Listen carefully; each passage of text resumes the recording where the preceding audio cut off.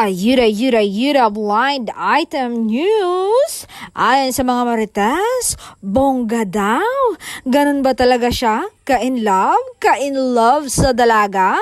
Grabe ang haba ng hair nung babae.